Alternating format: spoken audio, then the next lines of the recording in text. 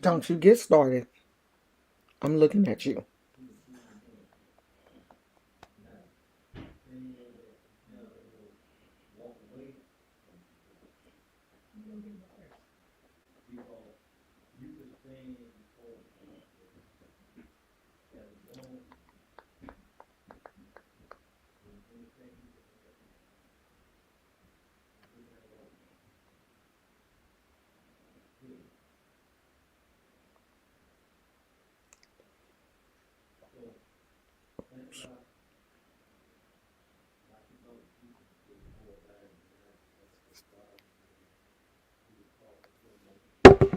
I know YouTube be taking forever to send notifications. I could play some music until y'all come in, but I don't feel like doing all that. I don't feel like doing all that stuff. But come on in. Come on in. We got some things we got to talk about today. We got to get on this. We got some things that I have seen today. Hey, Poetic CNT, how are you doing today?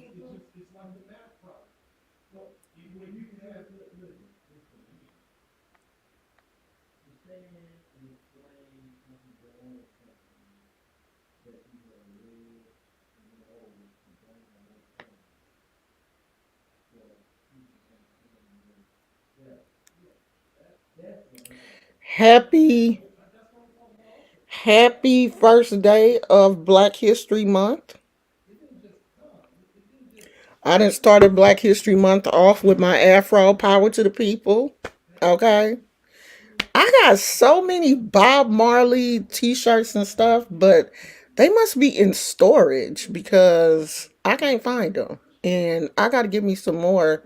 That was my back in the day, that was my whole look. Like people really thought that I was Rastafarian because my whole aesthetic was, cuz I had dreads too. People thought that I was Rasta.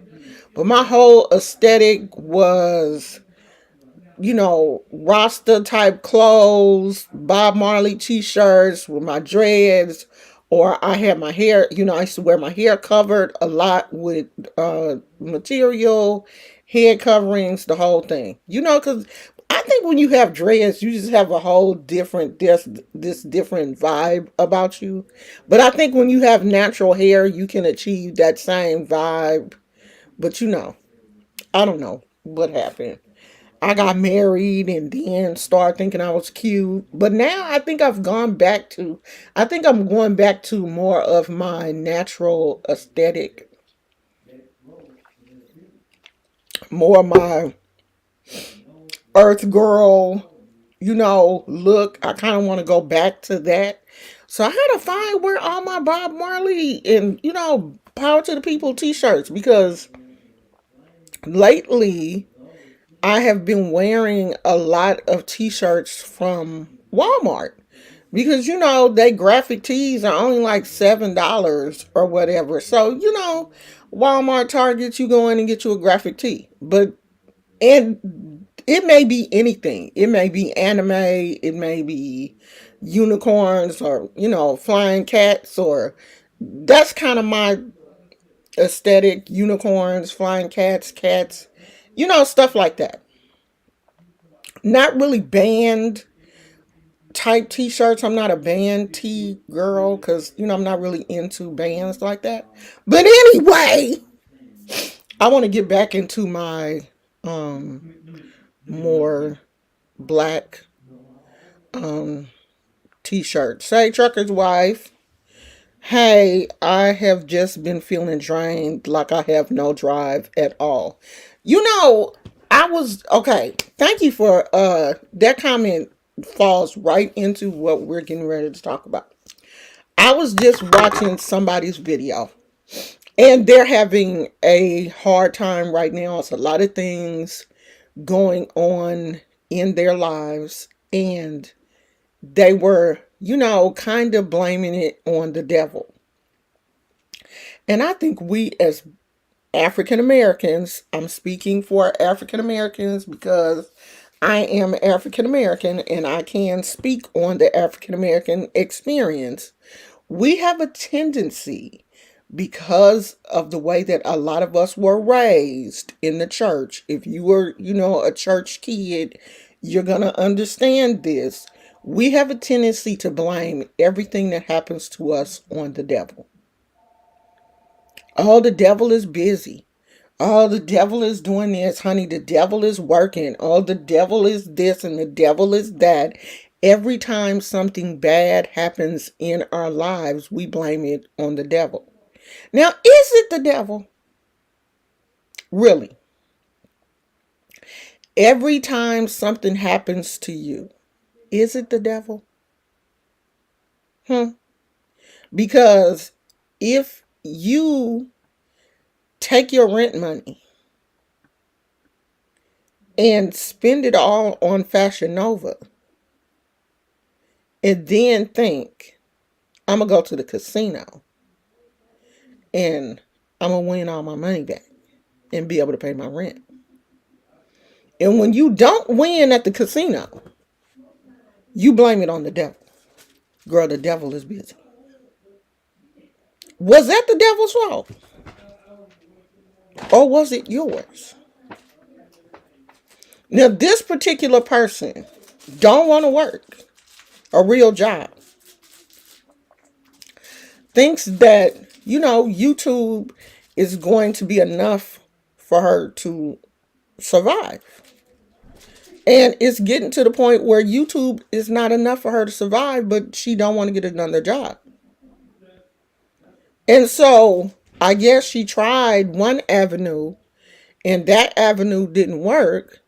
And now she's on her channel talking about how busy the devil is. Is the devil busy though, girl? Is the devil busy, or are you not busy enough? Because see, sometimes it ain't the devil. And if I was the devil, I would really be mad. Because I would be like, I'm not messing with all of y'all. Some of y'all just lazy. Some of y'all ain't doing what you were supposed to do. You have not prepared yourself. You're not prepared. So then when life starts to kick you in your butt, you can't turn around and blame me. You were not prepared. You were like the people that went to the wedding and you didn't have enough oil in your lamp. That ain't the devil. That's the fact that you were not prepared.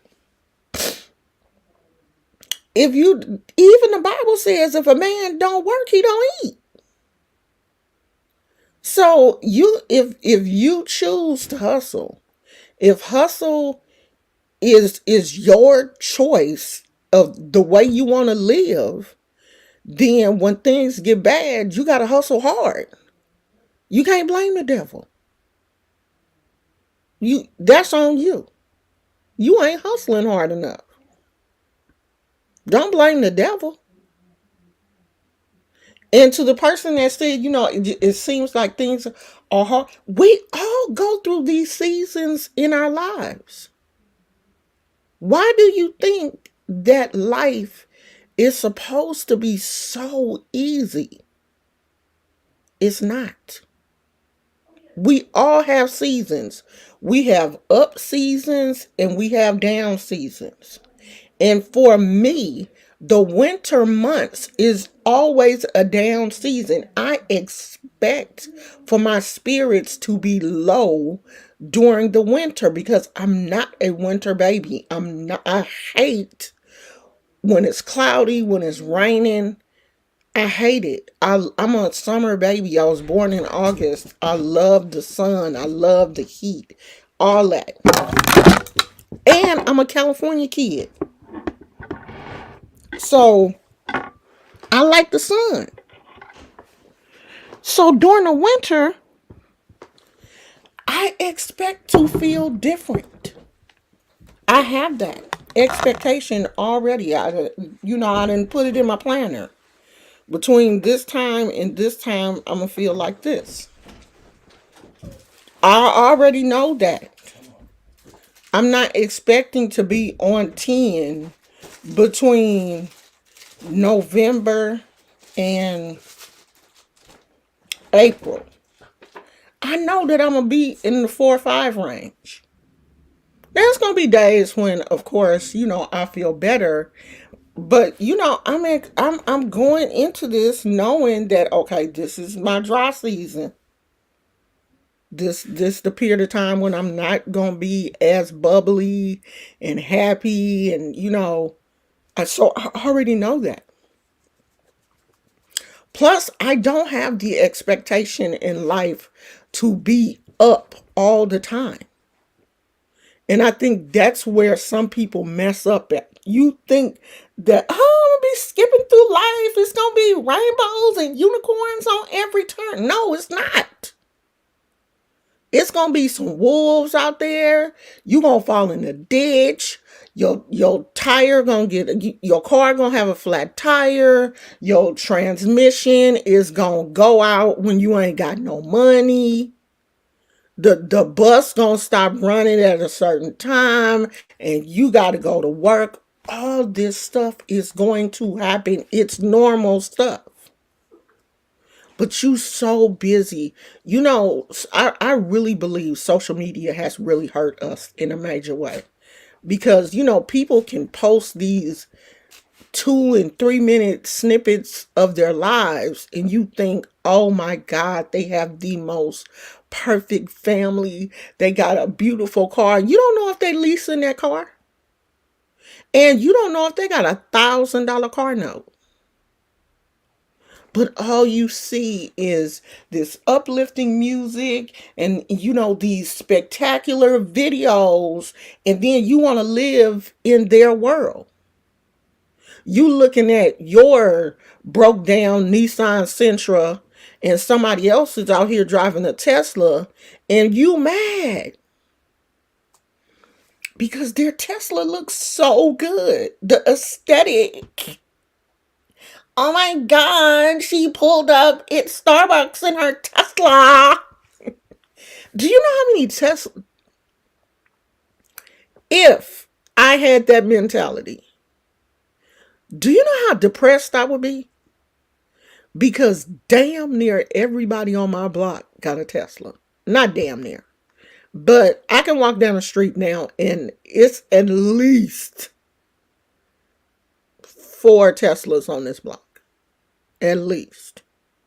And some people keep their Teslas in the garage. Everybody ain't, don't keep their Tesla in their driveway. So some of the Teslas could be locked up. But do you think I care? I hop in that 1999 Lincoln Navigator like it's a new Navigator. Do you hear me? And I be sitting there just as proud. Come on, Bessie. Take us to where we gotta go, girl. I don't care. I don't care what you're driving. If that $1,000 car note suits you and you can afford it, I'm happy for you. If the Tesla was your dream car, my husband actually wants a Tesla, and I'm really hoping one day he can get it. If that's your thing, go for it. But I'm not living somebody else's life. You know what I mean? And I look at social media as that. It's social media. You don't know what's going on with with these people behind the camera. You don't have a clue. Like, I was looking at this one couple out, just recently started watching them. And the husband, they do a lot of prank videos. But the husband is starting to make me a little, some of the stuff that he says to her, even in jokes, is cringy to me.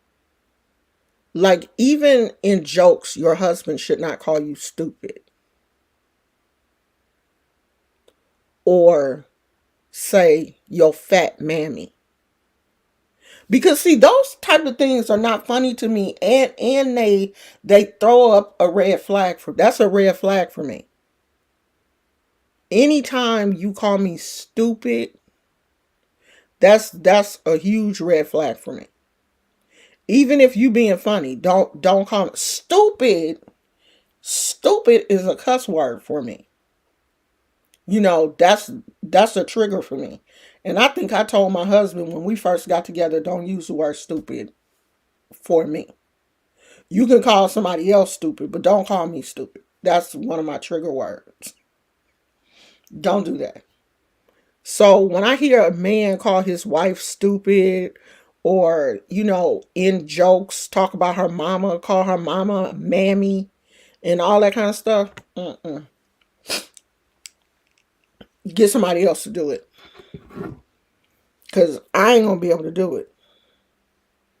You ain't gonna be able to call me stupid, and then we sit around and laugh about it. Thank you, Serpentine, Noko, and UBC. Okay, that's a lot. Ian Butters hair tutorials and things. Oh, I'm gonna have to check you out here. Ian Butters hair tutorials and things. I'm gonna have to check you out.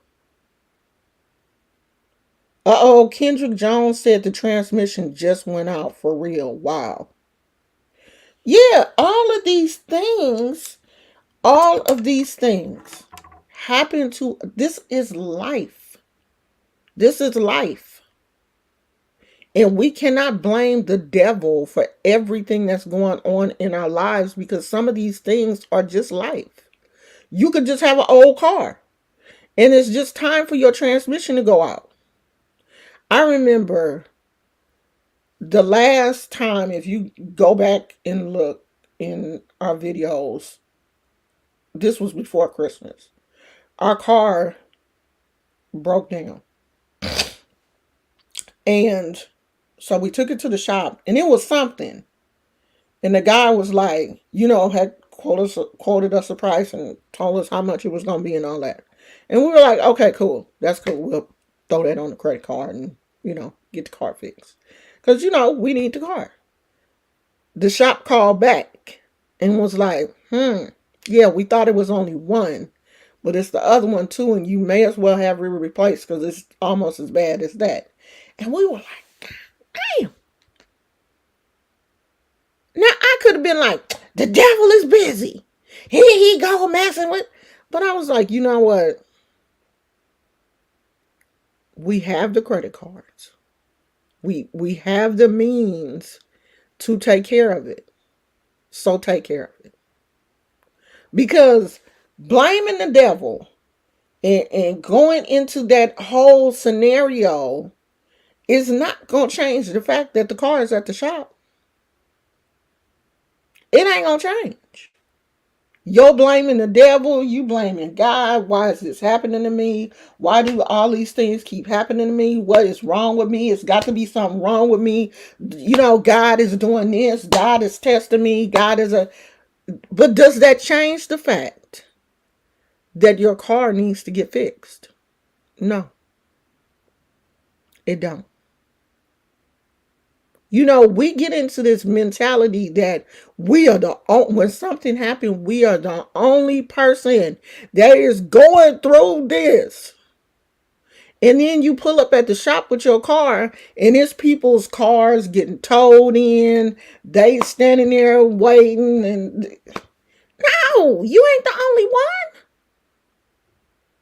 You're not the only one. We're all going through something. Now, it may not be my car. It may not be my job situation. It may be your child. It may be your dog. It may be your living situation. But my thing is, when these things happen, check yourself before you check the devil. Because if it's your car, have you been keeping up with your maintenance? Have you been getting your oils, checked? your tire pressure check, your water, your transmission fluid. Have you been maintaining your car the way it's supposed to be maintained? Have you been taking it in for the services? And if you say no, that ain't the devil. That's you. This your fault. This ain't the devil's fault. You lazy in not being a good steward over the things that God has given you. And God is looking at you like, don't blame the devil. I gave you this car and you didn't take care of it. You not doing the things that you supposed to be doing. And God being our father, and a good father at that, is not going to bail us out every time something happens. Just like you don't do that for your kids because you want them to learn certain lessons.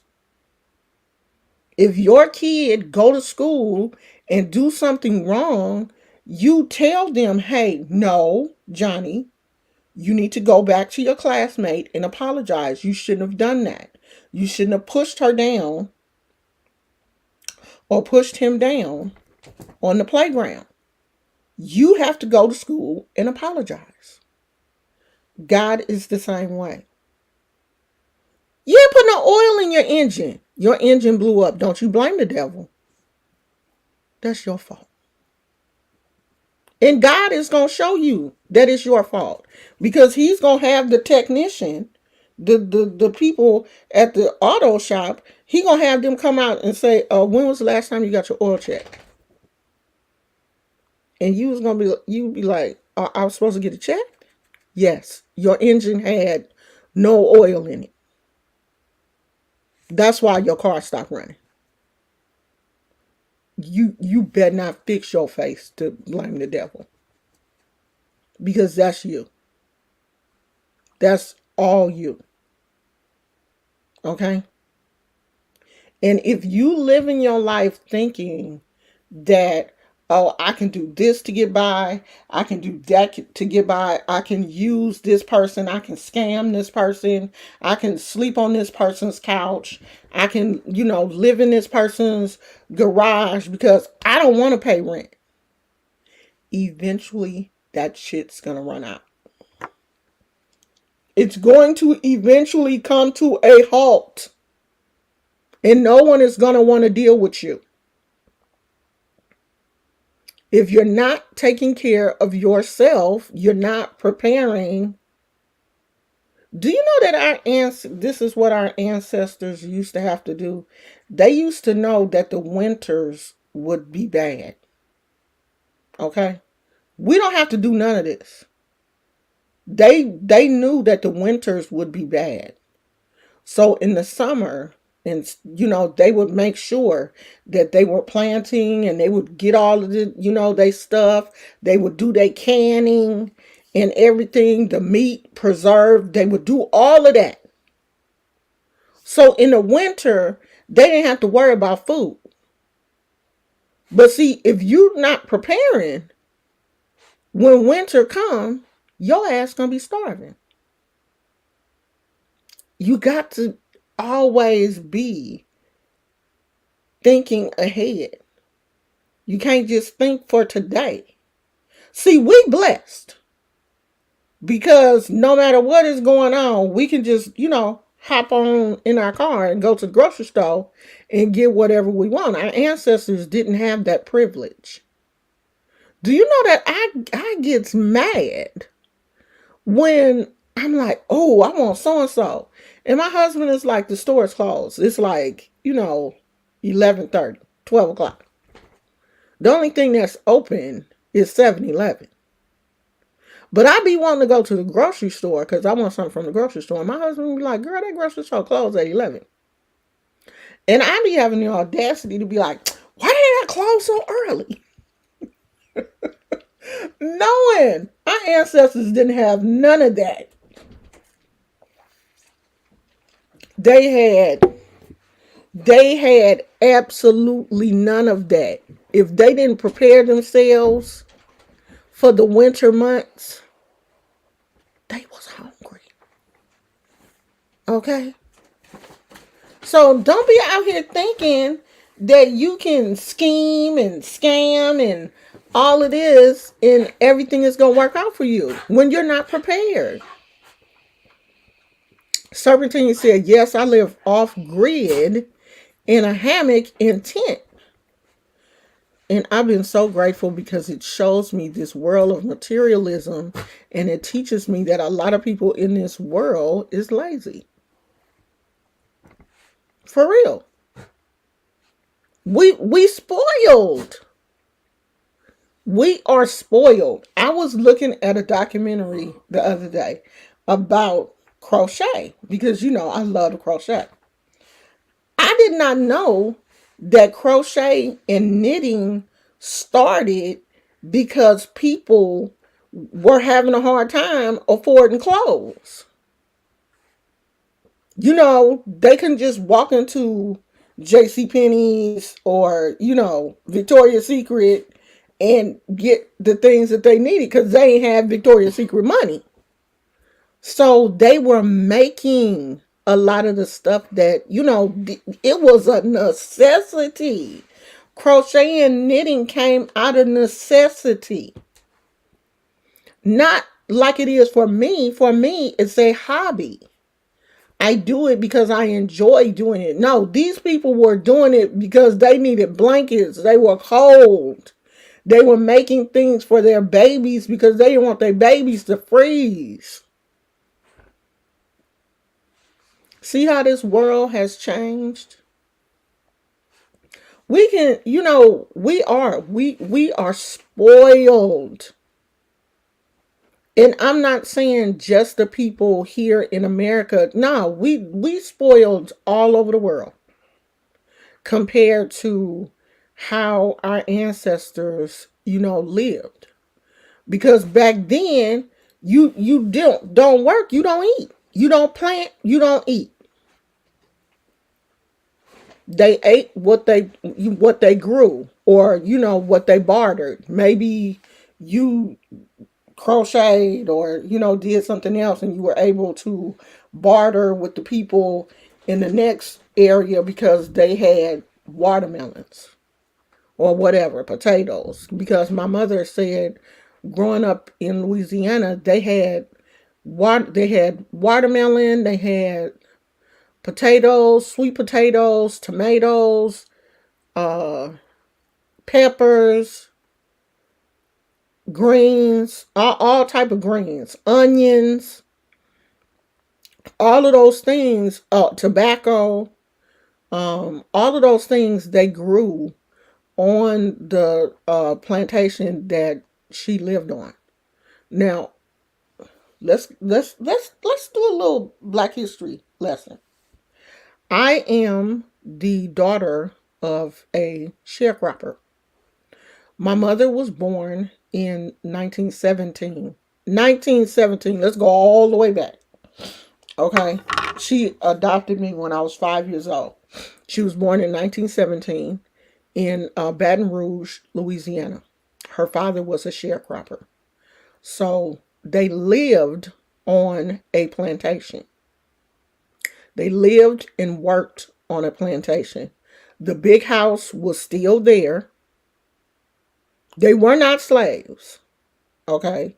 They worked there and lived in one of I guess they call them row houses.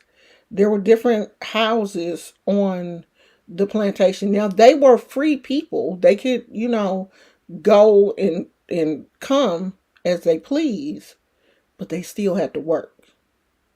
And so they got up in the morning. They, my mom and her brother and sister, I think it was three of them, went to school. I think she said her brother stopped going to school. They all stopped going to school after like the 6th grade because they had to work. So she said they had watermelons, that, everything that you could basically plant. They did. And they grew it. And that's what they ate. They had farm animals, they had cows and chickens and pigs, and, I think that was it. Cows, chickens, pigs. I think that's all they had. And they would go fishing. If they wanted fish, they had a fishing hole. They would go fishing. But they didn't have KFC and McDonald's. She said, all fast food and stuff, she basically didn't have any of that until she was grown. Grown. I've been eating fast food all my life. Not all my life, but yeah, all my life.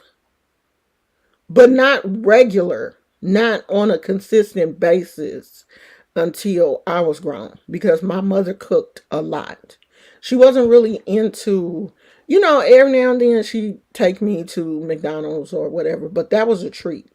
That wasn't how, like, my kids grew up going to McDonald's damn near every day or every other day, or I want a cheeseburger, can we get a cheeseburger? Or, something like that. I didn't grow up like that. And talking to my husband, he didn't grow up like that either because his dad is the cook and has always been the cook in his family. And he grew up like me, eating home cooked meals. And that's how my mother grew up, eating, stuff that they got out the garden. She didn't go to McDonald's until basically until she until she came to California. Because I don't think McDonald's didn't start until what, the 70s? I don't know, John. Hey Siri, when did McDonald's first open? Found several matching places. McDonald's on Sycamore Avenue in Hercules is open today from 4 a.m. to midnight. Want to hear the next? And Richard McDonald in San Bernardino, California? It said the first one was opened in 1940. I didn't know. I thought it opened in like the 70s.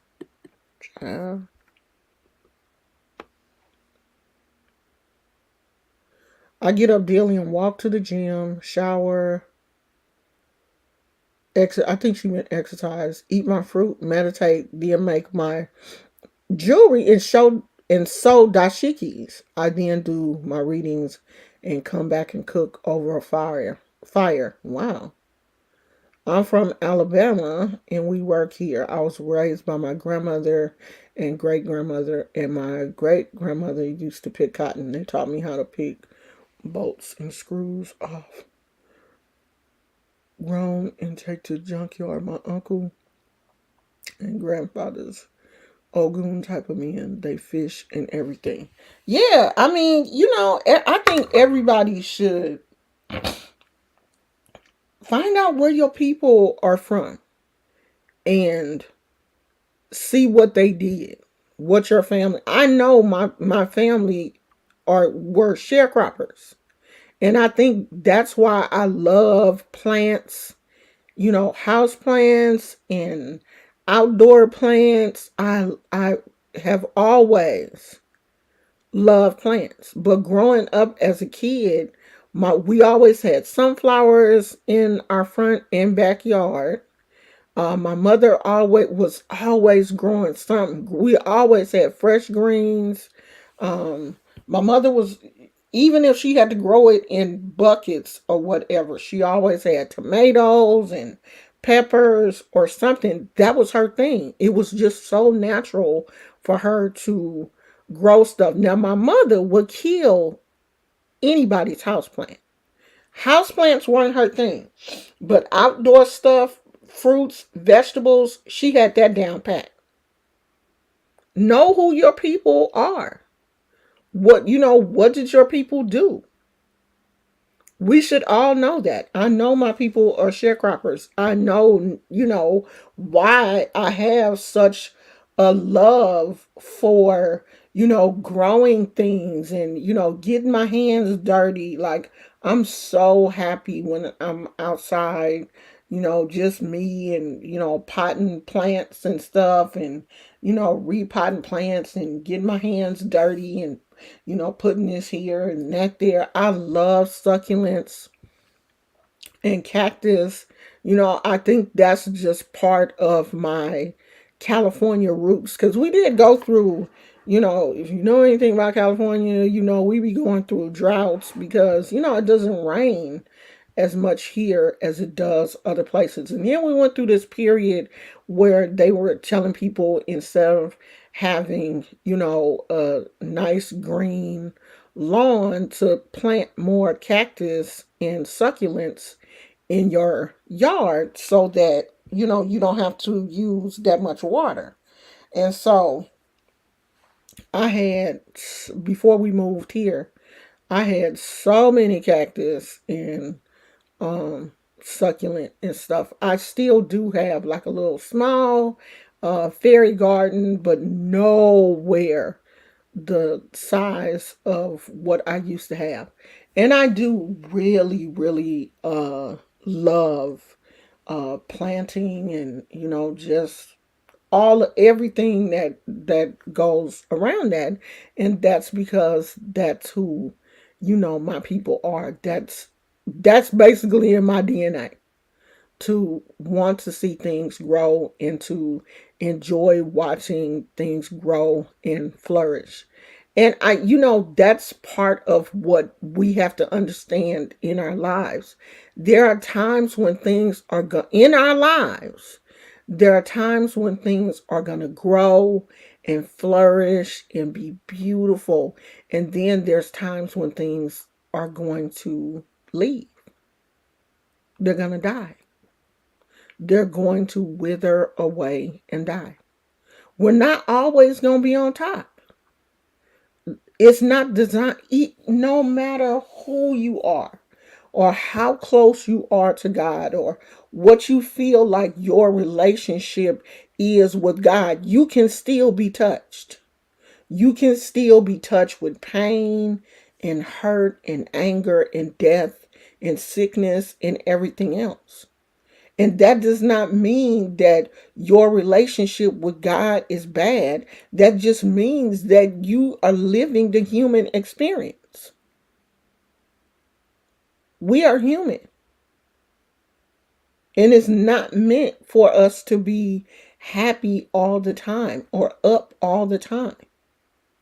Even Beyonce, there's days when Beyonce wake up and she not feeling it. And people have put Beyonce at the epitome. Like some of y'all think this God and Beyonce right here. But it's days when even Beyonce is depressed. But we don't know that because we don't know her personally. We don't see her. We only see her, doing these big shows and she's in Dubai and she's here and she's, jet setting with Jay-Z and all of this kind of stuff. But there's days when Beyonce get up and she got cramps and she don't feel good and her hair is a mess. Beyonce ain't beautiful like that. When she wake up in the morning, she look just like me probably. Hair probably be all over her head and everything. I got up this morning. I was like, God damn, girl, you ain't got no color. You, this is, this is the dark part of the year. I'm not as, I look pale and I was like, oh, why do I have all these dark, and I'm really about to go in on myself. I'm looking at myself in the mirror.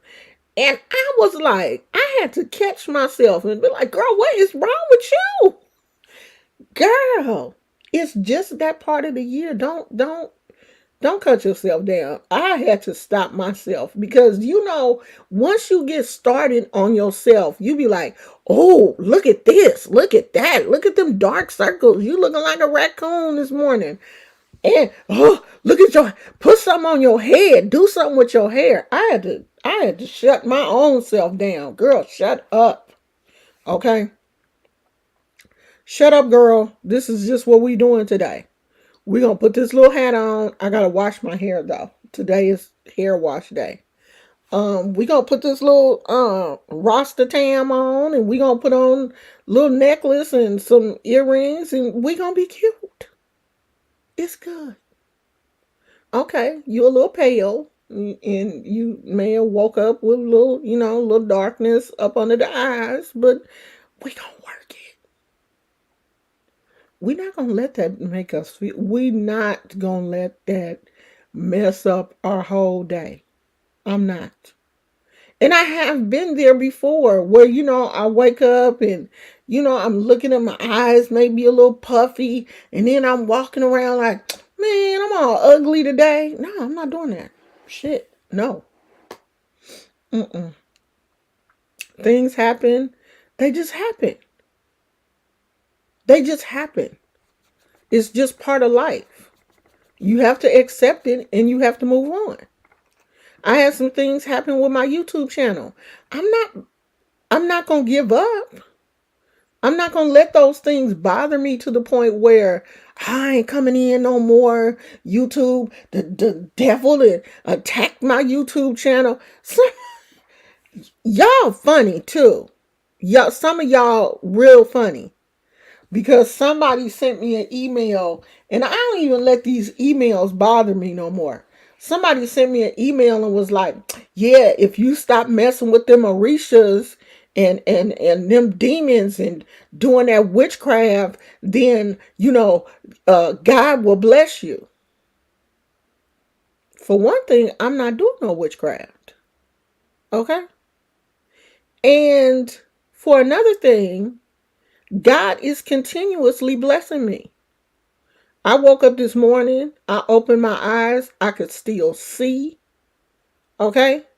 I jumped out the bed, like literally did a roll out of my bed, stood up on my own 2 feet with no assistance, no cane, no walker, no braces, no nothing. Walked to the bathroom. Did not bump into anything because I'm not blind. God is continuously blessing me. Okay? After I did what I had to do, went out into my kitchen, got me some breakfast, ate it, blessing. Okay?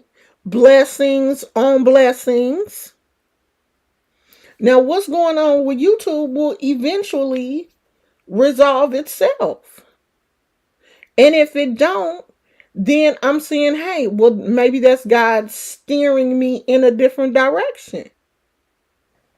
I don't look at everything as, I'm about to die. Or I'm being punished. The slightest little thing that happened to me, oh, that happened to you because God is punishing you. No, He's not. Everything that happened is not your punishment. Some things that happen are just things that happen. I'm not going to look at life like, I don't look at life like some of y'all. And y'all be trying to put your negativity, because you live in a house full of negativity and stuff, you try to put that on other people. You ain't going to put that mess on me. Because I'm going to continue to do what I want to do. If I enjoy the Orishas, I'm going to deal with the Orishas. And then take whatever is between me and God, I'm going to worry about it when I get there. Now, when I get there, and he tell me, not you tell me through an email, but he tell me, I ain't like what you was doing with the Orishas. I'm be like, oh, okay. Well, why you didn't tell me that while I was down there? I'm gonna have a conversation with him. I don't want to have a conversation with you. Because for one, you don't know me. And you don't know the relationship I have with God. You don't. So it's hard for some people to mind their own business. It is. It is seriously hard for some people to mind their own business. You wouldn't even imagine some of the emails that I be getting. Like one day I was talking about, my arthritis and stuff, and somebody shot me an email and was like, if you leave them Orishas alone, you wouldn't have arthritis. So my mama had arthritis, my grandmother had arthritis, and my aunties, they got arthritis. And these is Holy Ghost filled, God fearing, ain't never heard of an Orisha, don't have a clue what the Orishas are, ain't never studied the Orishas, ain't never looked at a tarot card, ain't never had a tarot card in their house, and they still got arthritis. So make it make sense. Make it make sense.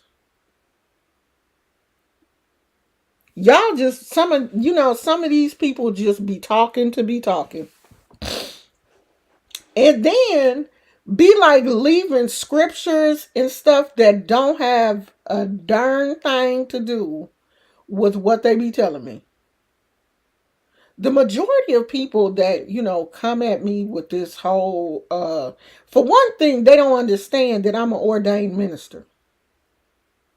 Okay? And I can scripture you down. I can literally scripture you under the table if I wanted to.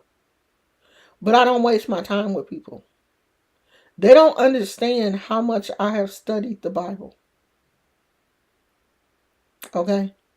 And the person that ordained me knew that I had been washed in Lukumi. And because they understood that there is more than one religion, that Christianity is not the only religion on the face of this earth, they still ordained me as a minister. Because you can do whatever you want to do in this world. Okay? This whole mentality that Christianity is the only, I don't even know how, because my mama was the same way. My mother was like, if you're not a Christian, you are most definitely going to meet Satan. And I never, out of respect for her, I never challenged her beliefs or, her belief system or anything. I let, because I loved my mother, I let her live in that world. But anybody else, I don't love you like I love her. And, if it comes to me, if it becomes a problem, people that send me an email and stuff, I just ignore them. I never even, I don't. I don't engage in that. But, face to face, if we're having a conversation, then that's different. But let me get back on to what we're talking about. Stop being lazy. Okay? Stop being lazy. Get your life together. And stop blaming other people, especially the devil, for all of the bad things that's going on in your life. Because some of that is you. The majority of it is you. It's you. I was looking at this TikTok video, and this lady was saying that her husband cheated on her.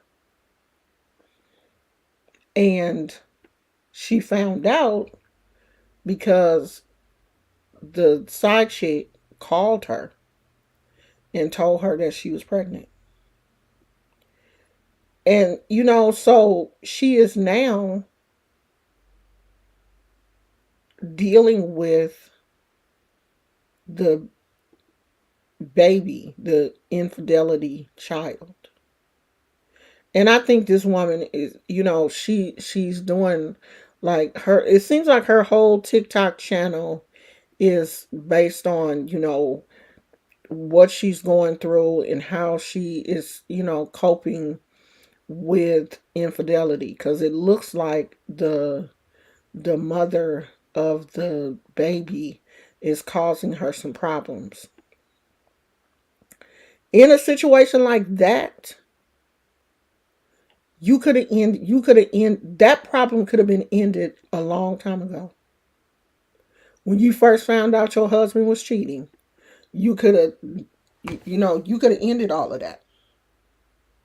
But you chose to stay with him.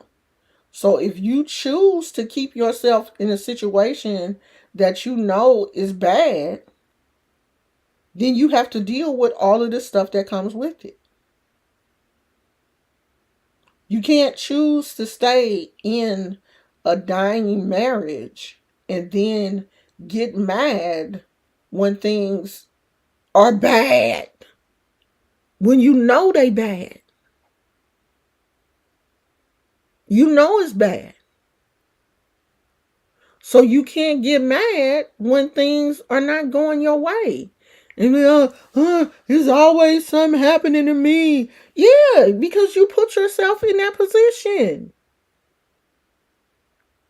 You put yourself in that position.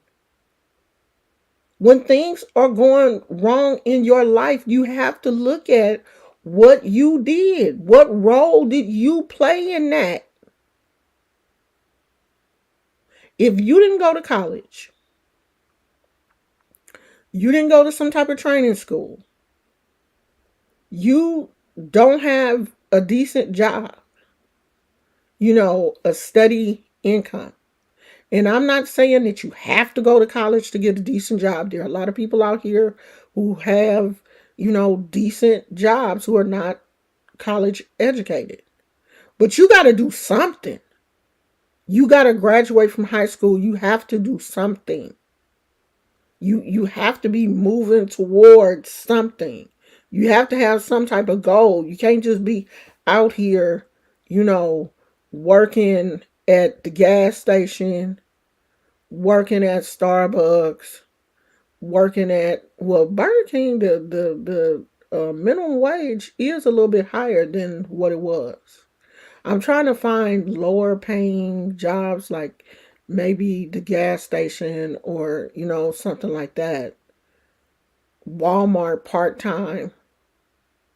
And expect to buy a house.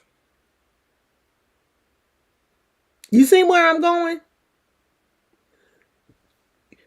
If living in a house and driving a Tesla or Bentley or BMW, if you know that that's where you want to be.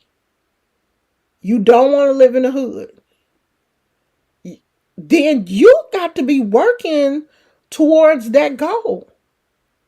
You can't just be sitting at home saying, see, man, I shouldn't even be living here in the hood. I shouldn't even be here in the projects. But you haven't done anything to get out. You keep dating the same type of dudes, the dudes that ain't doing nothing, sitting on the corner. Do people still be standing on the corner smoking? I don't live in the hood, and they don't do that around here. But hi, I cannot pronounce your name with the B. If you still dating the same type of dude, he don't have a car.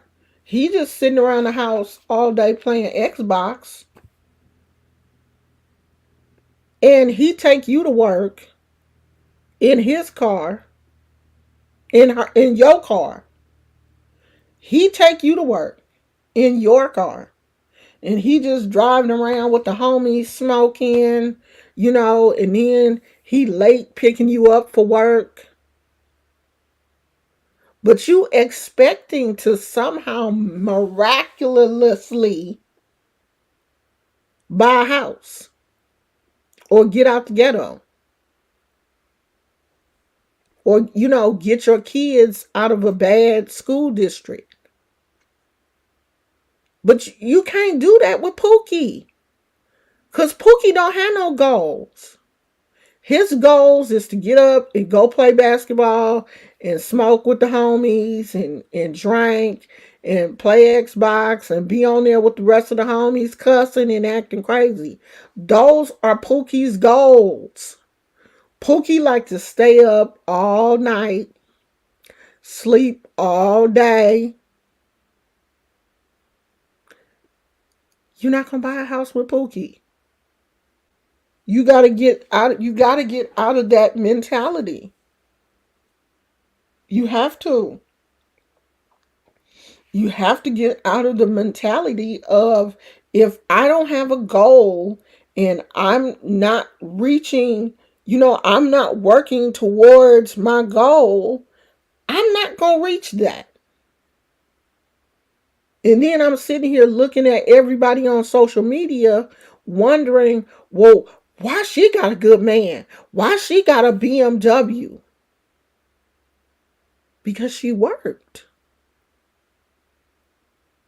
Because her main thing wasn't hanging out and getting drunk on the weekends. Now, I'm not gonna lie. My 20s, I have had some fun. Okay? But I had a good job. I had a good job. I worked every day. I played hard on the weekends. But I knew when to cut that mess off. Fridays and Saturdays, like Friday night, me and my friends always went out Fridays. Saturdays, I usually would, find a place to take my kids, park, amusement park, museum, something on Saturday. We always spent all Saturday together. Saturday night, go out. Sunday, fun day again with the kids because I'm resting because I know I got to gear up to go back to work Monday. Okay? So yeah, I had a lot of fun in my 20s and 30s. I was out there clubbing, having a good time. But I made time for my kids. My kids were always happy. We had movie nights. Some Fridays I stayed in. Some Fridays we had movie nights. I would get pizza. We would, go to Blockbuster. We would get all these movies and candy and, just chill out. Pillows and blankets on the floor, just having a good time. I knew how to, manage all of that. Yeah, it's a time for you to go out here and drink and party and do all of that kind of stuff. But you have to know when to cut that off. I had a real job. And I knew I couldn't be out here catching a DUI or, being with somebody who, no. You got to think about your future. Especially you young ladies, you have to think about your future. You're not going to be 20 forever. And this is what I'm looking at, this lady that I have been watching on YouTube. She is 50 years old. I'm telling you, you are all going to be 50 one day. If you live long enough, you're going to be 50. And you don't want to be out here old and alone and trying to figure it out. You got to at least be thinking about figuring it out in your 20s. Your 30s, you got to be close. Your 40s, okay, I got it. So in your 50s, you're not stressing. I'm not stressing about money. And you just don't know how much I thank God that I'm not stressing about money. I'm not stressing about, like, yeah, we're trying to buy a house, but we ain't homeless. Okay? We're not stressed out about that. Like, I'm not stressed. I'm not stressed about anything. The only thing, and I'm not saying that I'm stressed about it, but the only thing that's, like kind of in the back of my mind is my health. And it's more my arthritis than it is anything else, because my arthritis prevents me from doing some of the things that I really enjoy doing, like crochet, because my hands and my wrist gets uh tired and it hurts, because I enjoy making these little funny looking frogs. I made this one yesterday, and I said, okay, let me start making them smaller. I enjoy making them because they all look, they all have different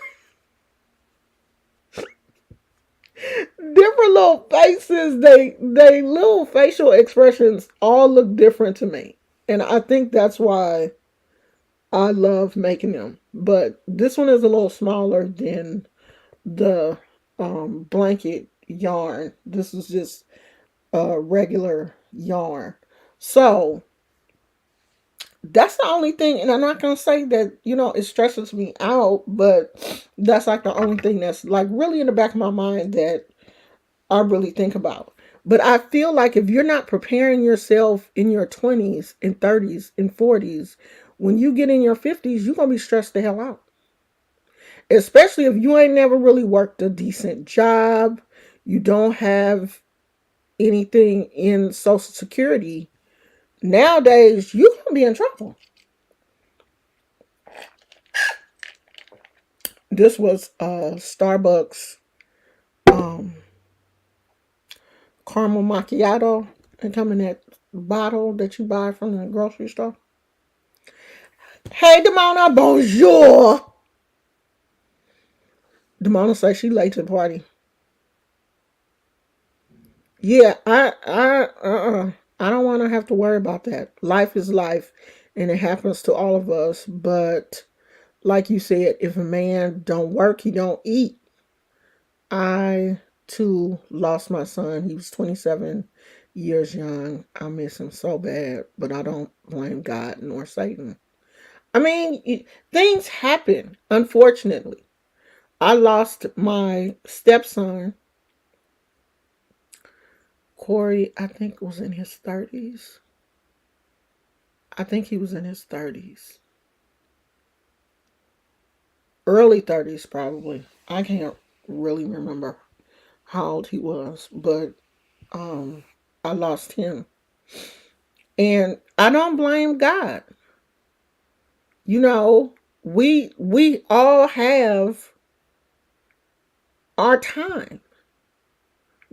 Our we have our birthday, and in the book of life, it has that ending date. We all do. And everybody's circumstance, may be different. Some of us may leave here in a car accident. Some of us may leave here by natural causes. Some of us may leave here from cardiac events or suicide or whatever. But we all have an expiration date, unfortunately. And it's God's design. Even when things like mass shootings happen, it's the design. It was meant to be that way. And that's that. You can't do nothing to change when your date is. You can't change it. So you can't blame God. Like, when you see little children who are suffering with leukemia and cancers and stuff, and you wonder, like, why? You can't blame God. It's just part of the design. My own little sister, my own baby sister, died of SIDS. She died of crib death. She was only here a couple of months. I don't blame God. It was just, part of what had to happen. It's unfortunate, because I feel like my sister's death had this domino effect on my family. I don't believe that my biological mother ever recovered from the death of my sister. I just don't believe she did. And there was just this domino effect after my sister's, it was like my father's death, my sister's death, and then basically my mother just kind of, losing everything. Basically her mind. She just couldn't tolerate anything after that. My bills are $50 a month in all. Spirit been telling me work on my health and my business and my degree. Well, that's what you need to do. If they keep giving you messages to do that, then do that. Girl, I wish my bills was that low. I mean, I don't have a whole, let me shut up, because I don't even have a whole lot of bills. I mean, one, a car note, we got like insurance and just regular stuff. Phones. Little Gizmo be eating up all the food in the house. He said, you a lie. I don't even eat that much. You want to see? If I drop this phone one more time, where you at, stinker butt? There him is. That little stinker butt. And y'all better not say nothing about my bed, because no, I ain't made my bed up yet. Because I ain't made it up, because I might get back in it. Because it's like, let me see, did it heat up? Because when I first got up this morning, it was 42 degrees. Oh, it's 51. I'm like, 42 degrees? I think it was like 30-something degrees last night. I'm like, what in the... Now, that's the devil. That's definitely the devil. For California, that's cold. Phoenix said, hi, Poochie. He said, hi, Phoenix. With his mean ass. So, yeah, Spirit has been telling me, too, to get back into journaling and, at least reading. I have not been reading as much as I normally do. Okay?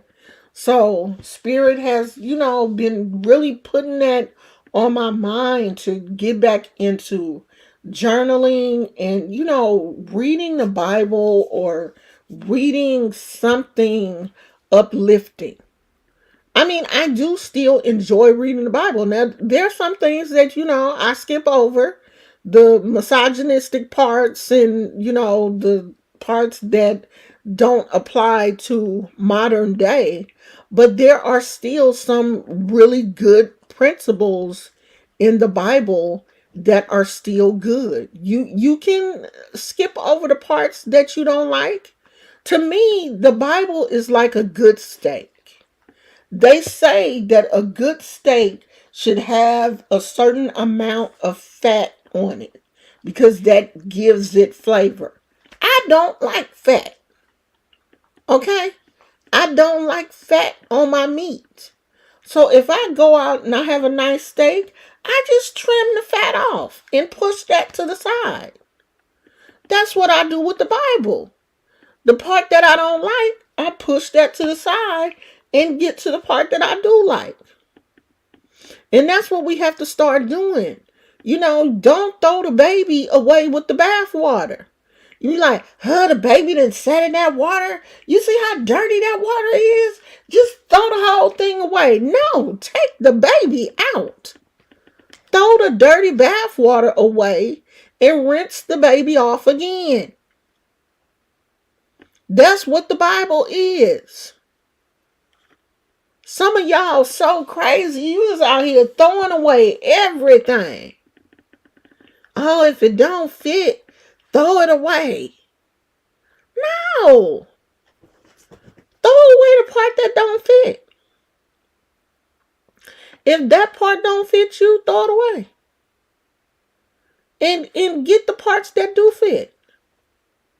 There's still a lot of stuff in the Bible that I enjoy. And Spirit is saying, hey girl, get back to what what you love. Please don't be tripping off of other people, because there's people out here that will have you hating everything. Do you know somebody told me on Facebook, oh, you can't use the term spirit animal because you're black. And that's a Native American term, and that's appropriating Native American culture. Ooh, do you know how close I came to cussing her out? But I knew I couldn't do it because I'm monetized on Facebook, and I done already got my hand popped on YouTube. So I'm like, okay, I don't want to lose my Facebook money too. So I just had, people will have you out here. I'm like, girl, what?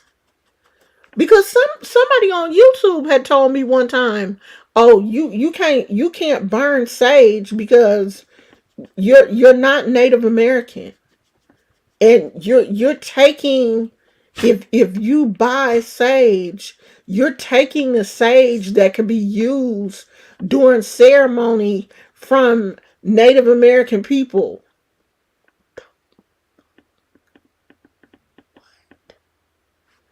Do you know that sage is grown everywhere?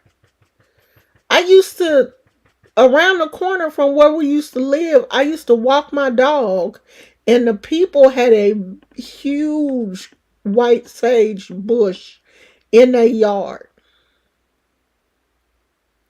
You can grow sage. But people will really have you out here thinking, you can't do this, you can't do that, you shouldn't do this, it's appropriation. But see, they're not talking about all these white people that's practicing voodoo. They're not talking about all of these white people that are going to Africa, getting crowned in Lukumi and Santeria and Ifa in Africa. They don't want to have that conversation. But honey, this woman sure enough did tell me on Jesus Christ's internet that I couldn't use the term spirit animal. And I literally had to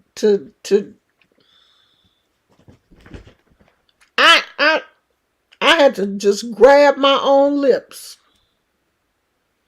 and tie my hands behind my back. I had to just turn my phone off and get myself together, because I was just about to get to typing and something said, okay, they're going to put you in Facebook jail. And I stopped. Like, girl, if you're going to shut up. Of course she wasn't native, girl. She was white. She was white. White. Was she even native? Some of them started gatekeeping. There's a certain subspecies of sage that they're talking about, but we should all gatekeep. I agree with gatekeeping our stuff because it's being overtaken and we're being erased.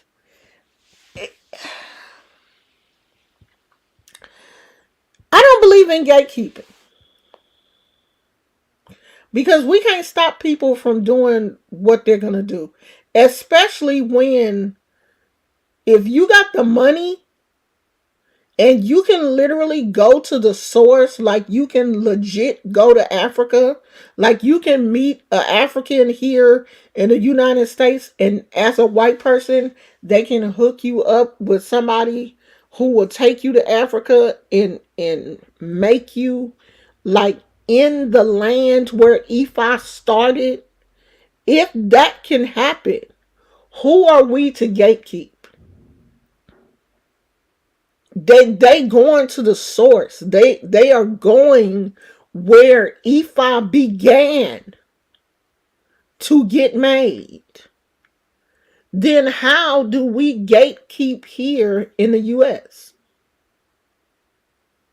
We can't. We can't. We can't gatekeep people.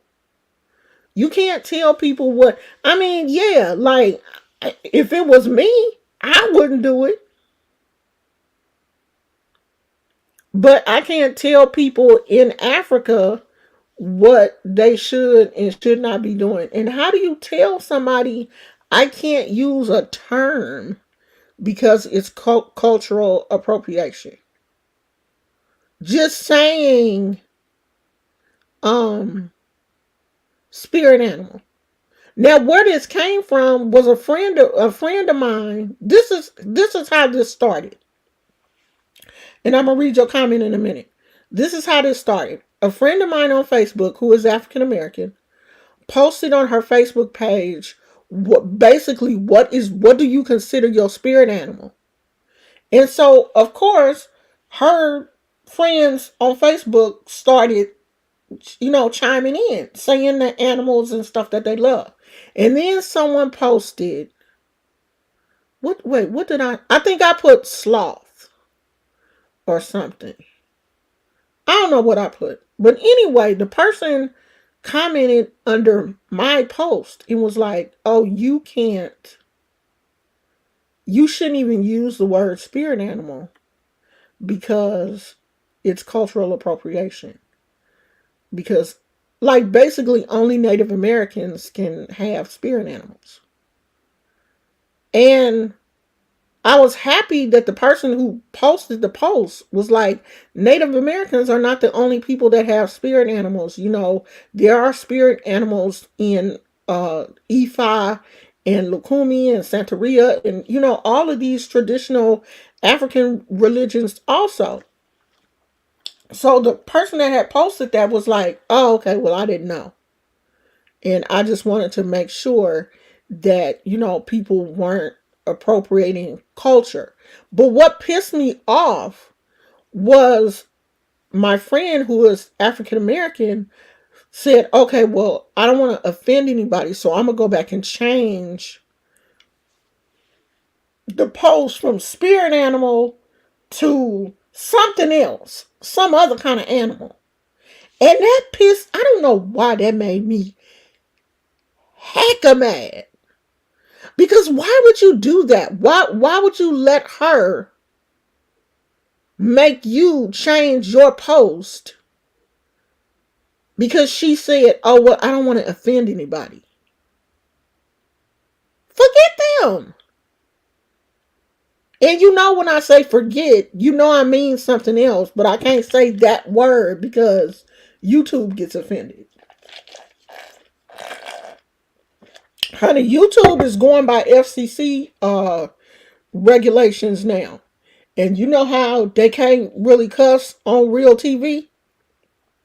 That's how the regulations have now changed on YouTube. They're not going for all that cussing and can on. So we are basically being censored now under FCC regulations. YouTube is like, because these advertisers that are coming on YouTube are regular TV advertisers, and they do not want their content, their products to be attached to people who are on YouTube acting crazy. So you got to act like you got some sense now on YouTube. You really have to be careful about your language. So I'm going to have to come out with a chart. So if I say this word, you know I'm going to mean this word. I'm going to have to show y'all the chart. I'm going to have to show y'all the chart. So if I say something crazy, you're going to be like, oh, I know what she meant. She meant female dog. Okay? We're going to have to start doing that.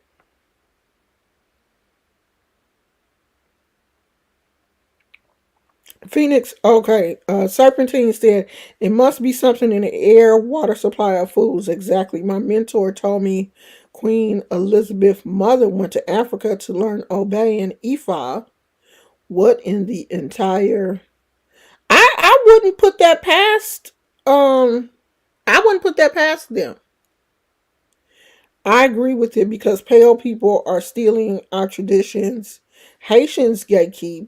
Yoruba people gatekeep. Not everyone. I'm speaking on it in general. I don't have to share anything about my family and community. White people are being racist coming after you specifically. Because people are ignorant about our stuff. They assume we have nothing to protect. She needs to police her own. But I assume the term we use, I can't pronounce that word. I know what it means though. Here is from Native Americans because this is their land. This is their land.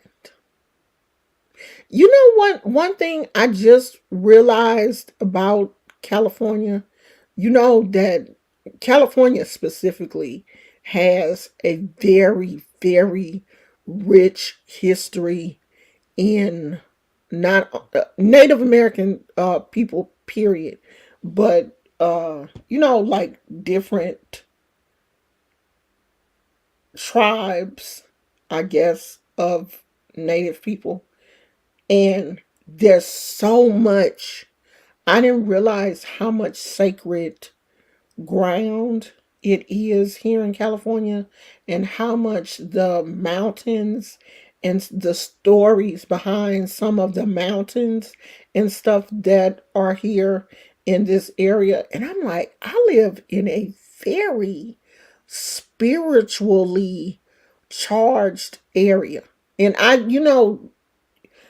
when you live somewhere, you take the history for granted.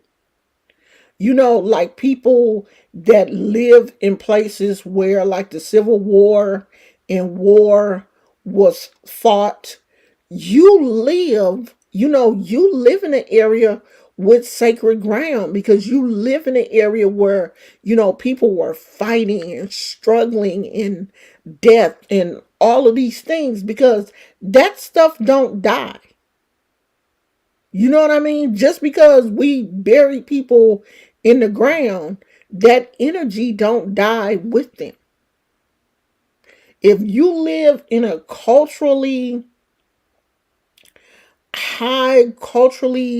energy charged area, like we live here in California, this of course the native people settled here. There were a lot of natives here, a lot of people came here in search of gold. People migrated to California in search of a better life. Like people came to California looking for a better life for their family. So it was always this enthusiasm around California. And I think we still carry that certain amount of energy. People still look at us like, oh, you live in California? Oh, it's got to be nice there because we have that energy.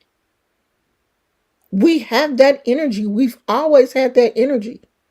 That energy has always been here. California has always been a place, especially for people like in the South. Their dream was to come to California to live a better life. So we have that better life energy.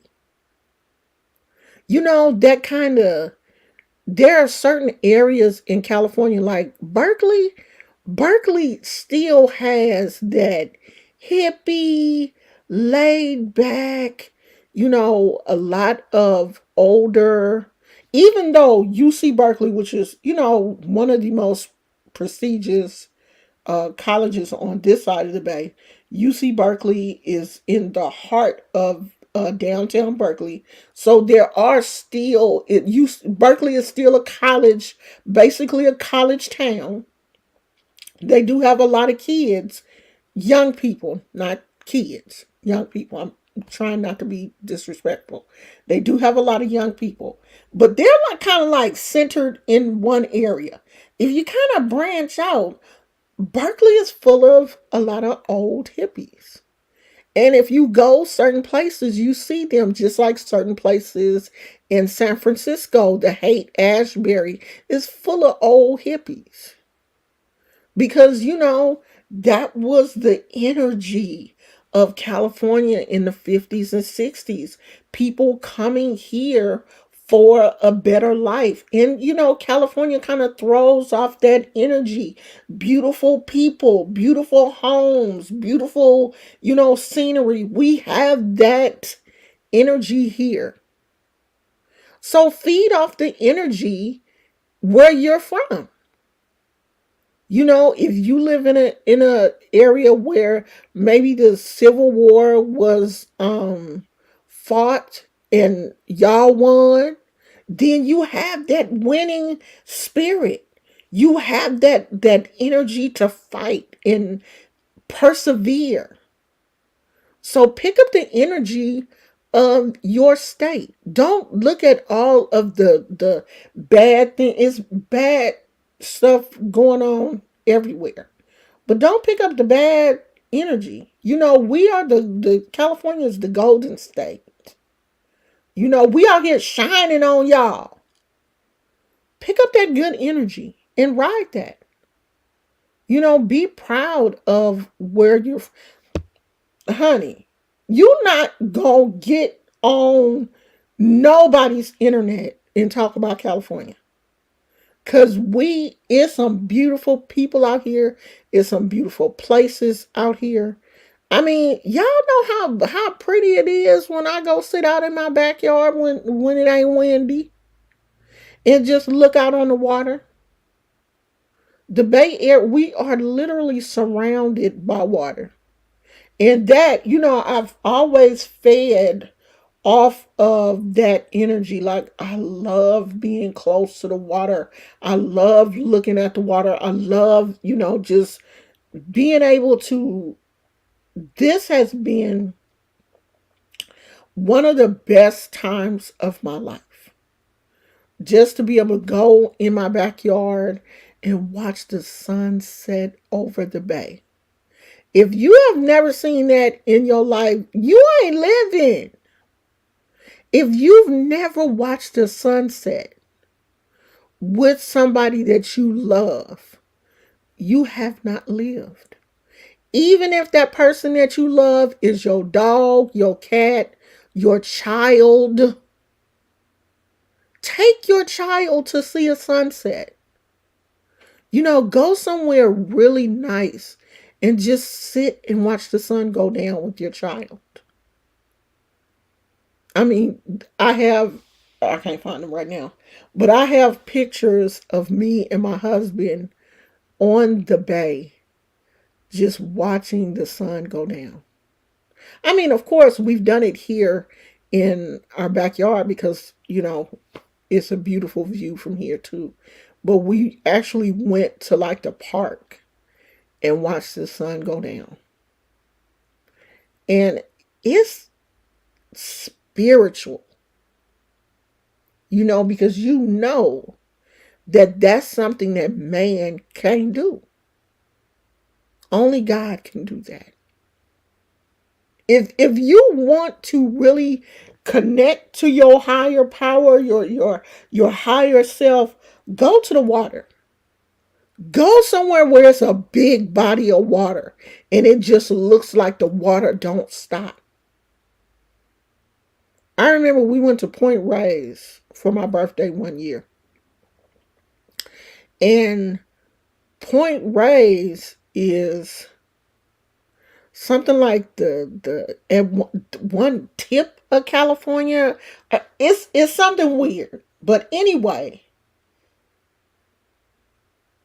going up there, I swear, it looked like we were on an island because the view is almost panoramic to where it just looks like there's no beginning and no ending of the water. It just looks like you're looking out and it just looks it's one of those flat earth moments because it looks like after you go out so far you just fall off. It was one of the most spiritual moments. I don't think I've ever felt that close to God as I did in that moment. Because I'm like, this water don't stop. It was, oh God, it was so beautiful. If you ever come to the Bay Area, go to Point Reyes. As a matter of fact, I might go back for my birthday this year because we haven't been probably in about 5 years. A beautiful beach, um, just a beautiful area. Oh my God, we had so much fun. Uh, is Obey and Obey is ain't that one of the traditions, one of the like Ifa traditions or voodoo is one of those. It's one of those. It's either Ifa or voodoo. They all in that same family.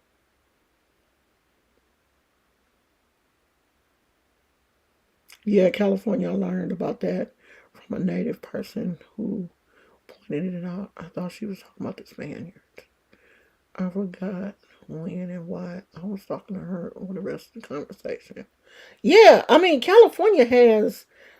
I've been here all my life and didn't realize the true history of the rich history of California until we went on the tour.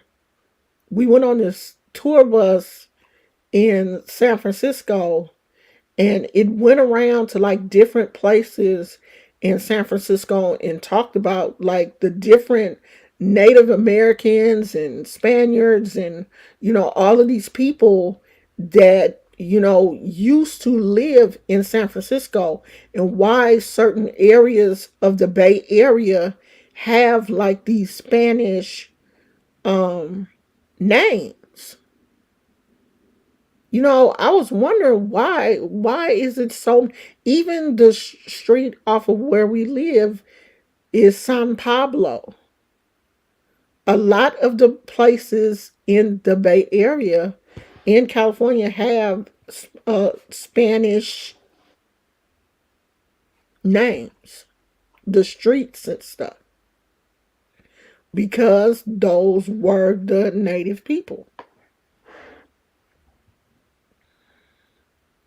Oh, it's Jamaican hoodoo. I knew it was one of them.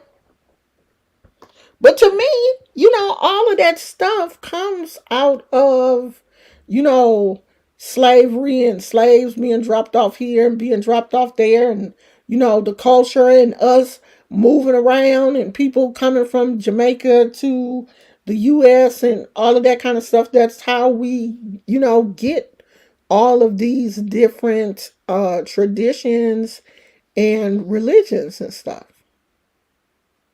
from the people moving around from. As a matter of fact, yesterday I saw a documentary about Bob Marley.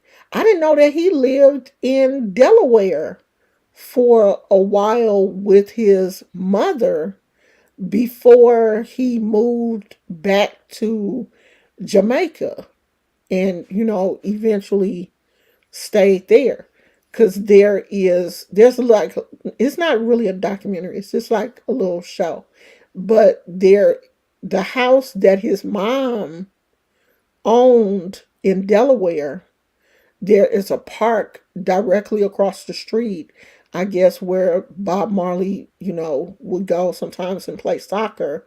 They named the park after him. So the house where his mother, there's a plaque at the park that gives the address across the street to where his mama used to live. And then a house across from that has a mural of Bob Marley painted on it, and the house is like the rock painted in the Rasta colors. Now, I had some issues with Bob Marley after I, you know, uh, saw how he treated women. But, after I thought about it and saw his documentary, and these women knew what was going on, and they accepted him. And when he was sick, they came together and they, took care of him and stuff in his last days. So I'm like, if they not mad that he was out here doing all this stuff, why should I be? They didn't have a problem with him having babies and, all this kind of stuff. So why should I? So I still love me some Bob Marley. He had his own um issues like we all do. Family. He had some family drama like we all do. Ain't nobody's family perfect. So I think during this Black History Month, we are going to, I'm going to talk more about my family and what it was like for my mother growing up in between 1917 and when did she pass? 2011. And we're going to talk about what it was like for me going to school in the 60s. Yeah, I think I started school in 69, 68, 68. Because I was born in 64 and I started going to school when I was 4. So, what it was like going to school in the 60s, what it was like being in high school in the 80s. We're going to, delve into all of that as a Black woman. What it was like being a Black single mother. We're going to delve into all of that for Black history and what it feels like now as a Black woman dealing with Black men that hate us. We're going to talk about all that. All that during Black History Month.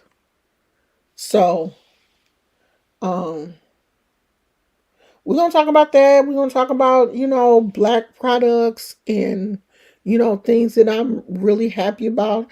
If you guys have some Black products that you want me to try this month, put it in the comments or put it, put it in the comments. I'll see it. Or if you want to, you can shoot me an email. I think my email is on the About section. And I'm about to change the About section.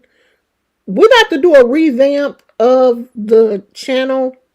Like between this week and next week, I'm going to be changing up some things. As a matter of fact, I may change the channel name again because I don't want to just be known as Omo Oshun. Okay, because I think I'm bigger than just Omo Oshun. I think Omo Oshun puts me in this little box, and people have certain expectations. And I think I'm just gonna go back to my regular name, so people can just start treating me like me. So I'm going to be working on that. Yeah, I've seen Bigger Than Africa is a great documentary. Well, where is it, Phoenix? Because I love a good documentary at night. Well, after my husband go to work And, me and Gizmo, kind of get snuggled. I love a good documentary. So let me know where that is so I can go watch it. Hey, Tina. And hey, everybody, if you have a YouTube channel, you cannot post a link, but post your YouTube channel in the comments so we can all support each other. I'm not one of them content creators that don't come over here trying to promote your this and no, promote yourself. I just don't want anyone posting links because, you know, we can get in trouble for that. But if you have something that you want to promote, you doing something and you want us to support you, if it's on Instagram or wherever it's at, let us know. Oh, and my god brother is as a matter of fact, I should ask him to come on my channel. But for Black History Month, my god brother is doing a book donation to 2 elementary schools in the inner city. And these, of course, are all books by Black authors. He is donating to elementary schools. So he is asking for donations. And I know that, he is legit. He has a bookmobile. He does a Christian bookmobile. But the books that he's donating to the schools are not like Christian books. They're just, books written by Black authors for children. And he has like some of the books are not the kids' books are not all Christian. But he does have a Christian bookmobile that he like takes to certain places. And I think you can, like, if you friends with him, you can come to his house and he'll open up the bookmobile and stuff. So if anybody wants to make a donation to that, email me. Let me put my email. Email me and I will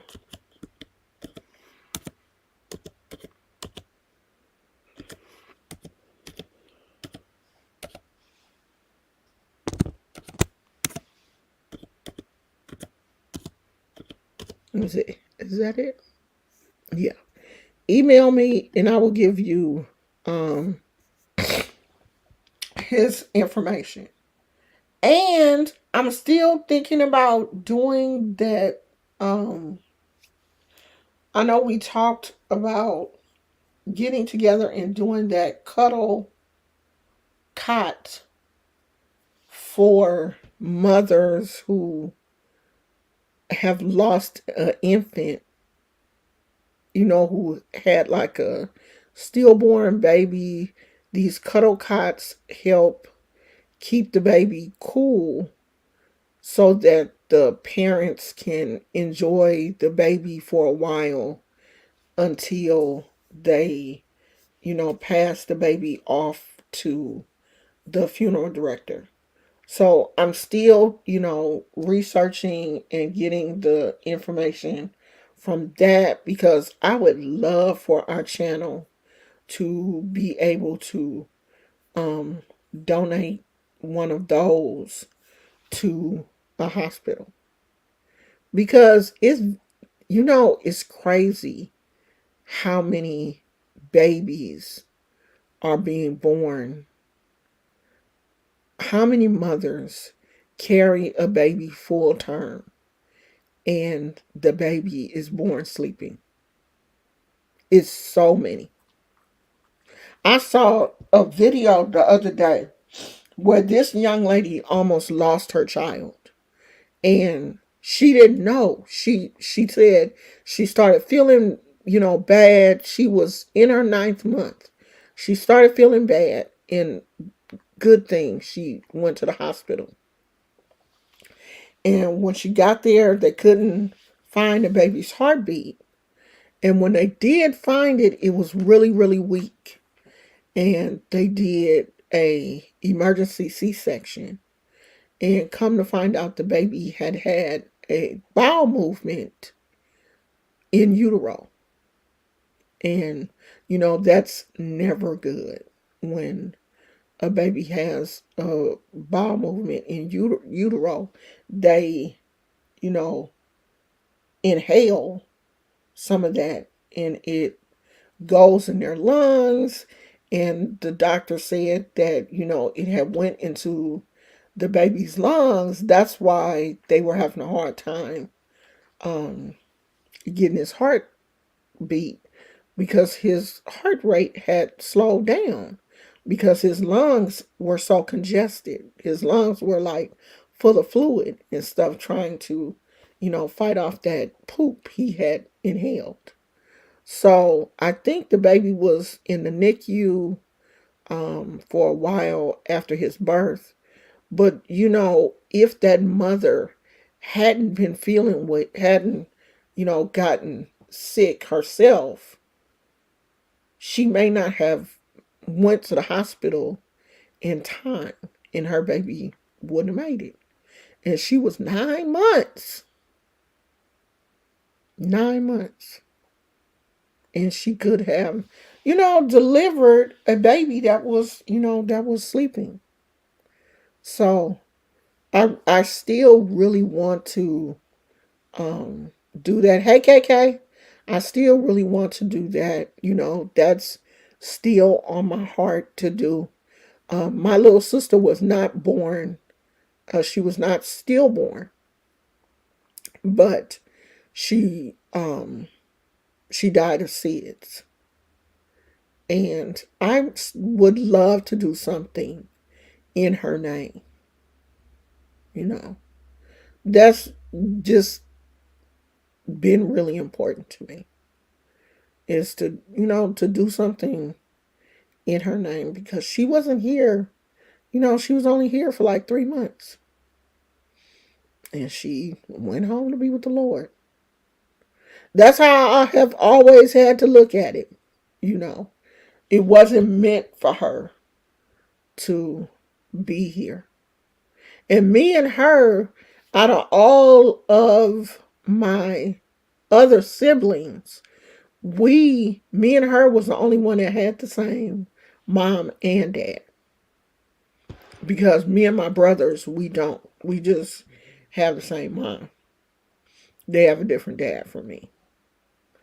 So that's something that is on my heart.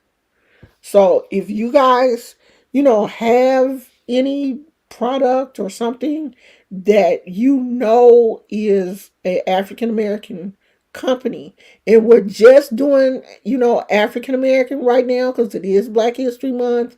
So, to my white subscribers, don't get offended. It's not that I don't like you, but I want to do something. We want to do some things for Black History Month, because I don't think I did anything last year. So I really do want to do some things this year to, really celebrate Black History Month. And this was our first day. Stop thinking that everything that goes wrong with you is the devil. Okay? Some of those Christian, outdated, antiquated mindsets we have to get rid of. It ain't the devil, it's you. You lazy. So stop being lazy. Stop blaming the devil for everything that happens to you. Okay? Now, are some things spiritual? Yeah. Sometimes we do come up against, we do have spiritual attacks, but everything that happens to you is not the devil. Sometimes you just being lazy. And spiritual maturity is knowing when it really is a spiritual attack and when it's just you being lazy. Or it's just you being not prepared. That's, and I think we get that too through our spiritual maturity when we grow and really have this connection with God. We start to understand, okay, well, some of that shit's my fault. Okay? Some of that is how I look at things or how I respond to things. Let me tell y'all what happened yesterday, and then I'm going to leave. Yesterday, I was at the grocery store with my husband, and we were getting ready to check out, putting all the stuff on the belt, and I'm standing here, and my husband is like standing kind of like right here. So, I'm facing him because we were looking at some nuts on the end cap. And this white guy walks up and he pushed my husband. And, at first I was, I'm looking because, I don't want to be the angry black one. I don't want to be up in here tearing this store up. And this wasn't what I thought it was. Then he pushed my husband again. He just, kind of going like this, not pushing him with his hands, but, kind of like going like that, like pushing him out the way. And, then, because he did it again, then the hair started, like, I legit had like beads of sweat pop up on my forehead because I'm like, hold on now, let me put my purse down. Let me put my purse down. I mean, like, I'm really going into, but but I'm trying to feed off my husband because he wasn't, he didn't take a defensive stance. And then the little white man starts laughing. And my husband looked and he was like, ah, and they fist bumped. And I was like, okay. It was my husband's deaf friend. And he was playing a joke. I didn't know that. Okay.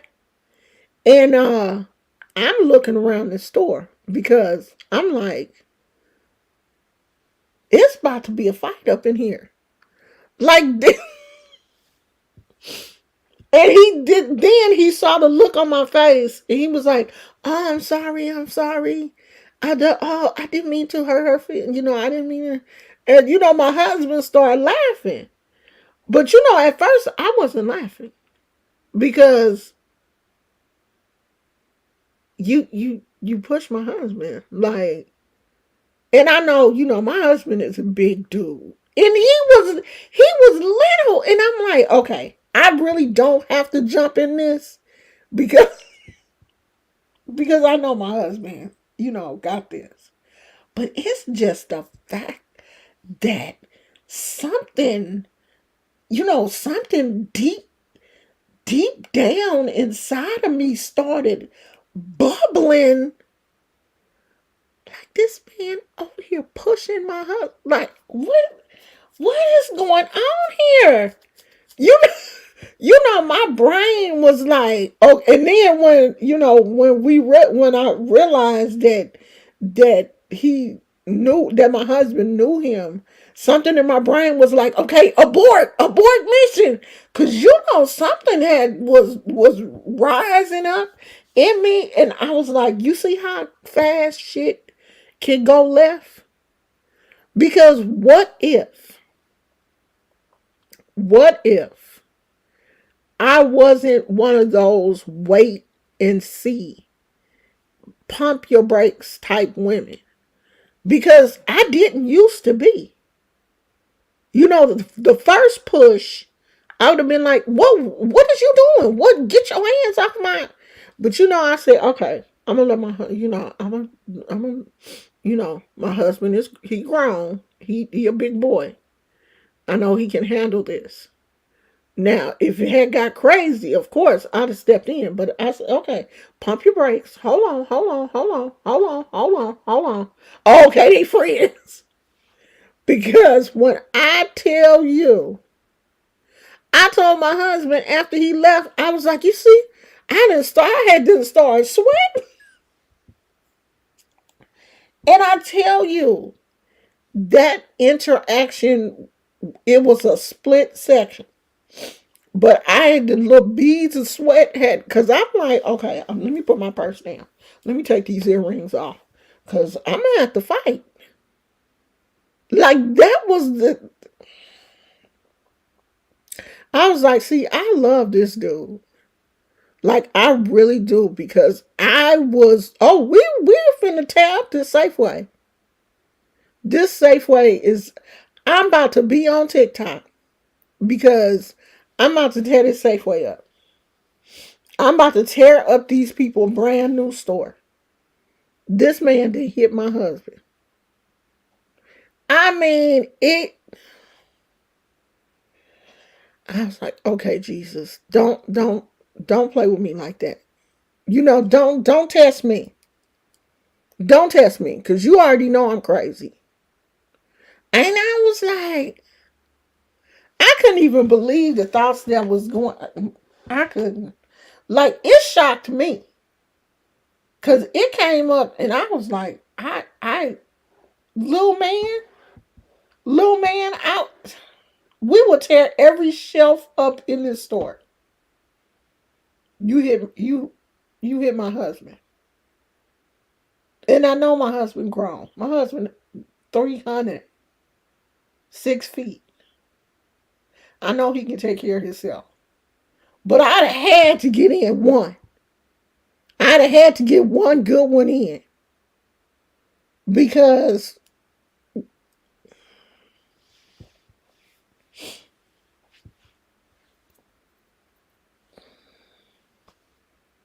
I don't play by mine.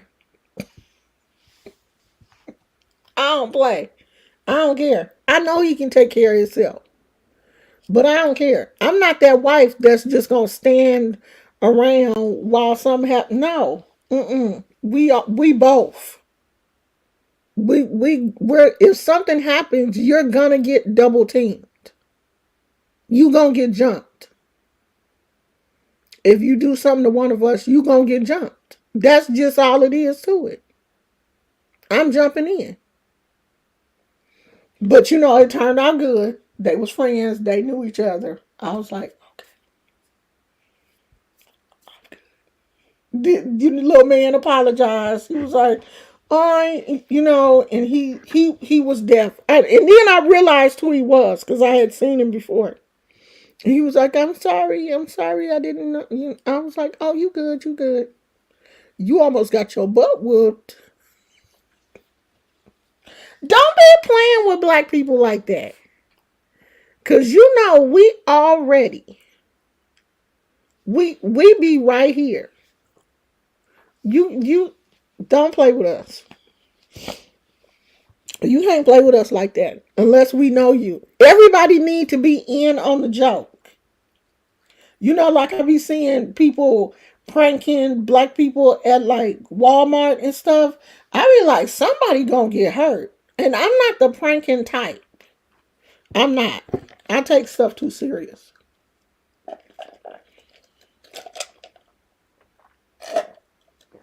But we good. But I was like, honey, that was almost a TikTok video. Because we'd have tore up that whole stuff. Sure would. That's it, Gizmo?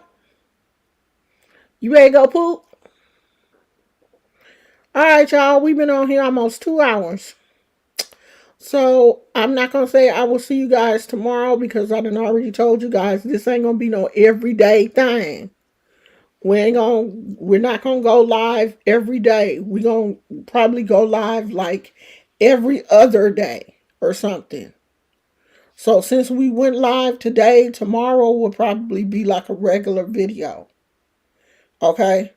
So thank you guys for coming. And I will see you. What's today? Wednesday. I'll see you guys Friday. I love you. Bye. should have did this first.